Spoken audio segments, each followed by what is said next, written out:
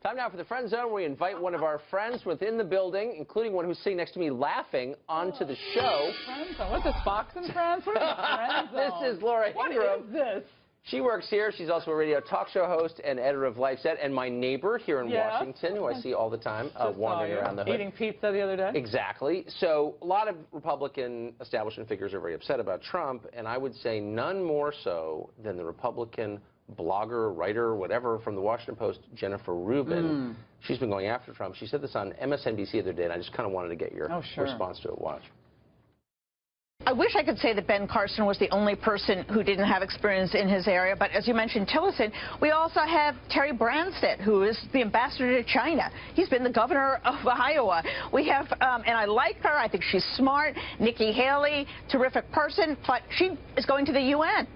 Does she have any foreign policy experience? So I think what we have are ignoramuses, billionaires, and a few generals. So you don't have to like all the Trump appointees. I don't.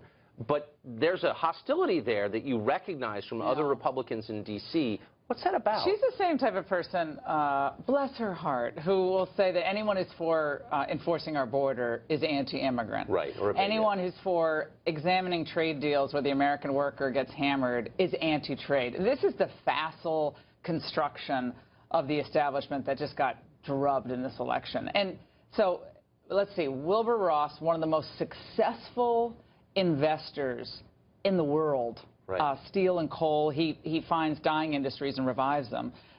So he's not all that qualified, I guess, to run commerce. And, oh, wait, Steve Mnuchin, one of the top folks, of course, formerly at Goldman, then went into invest in films, incredibly smart. She obviously hasn't met him. She doesn't know him.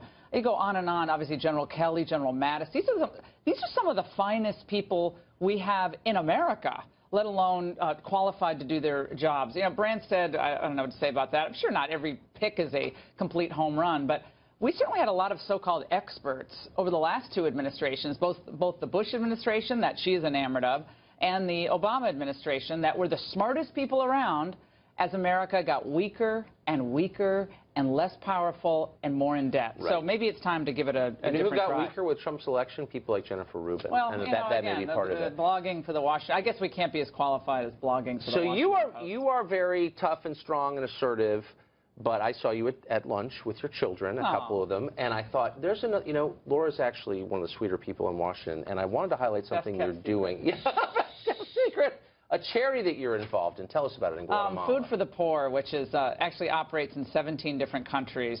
They are phenomenal. 95% of all the money they get a lot of small contributions, some bigger contributions as well, but goes right to services that help the poor, not just handing out food and water, but also self-sustainability. So people in areas where they really haven't gotten the benefit of a free market, they really haven't gotten the benefit, oftentimes, of a non-corrupt government, actually helps these people help themselves. It's amazing. And why I know about it is because I went to one of their countries, Guatemala, which is near and dear to my heart, because, of course, my daughter Maria, who's 11, is from Guatemala.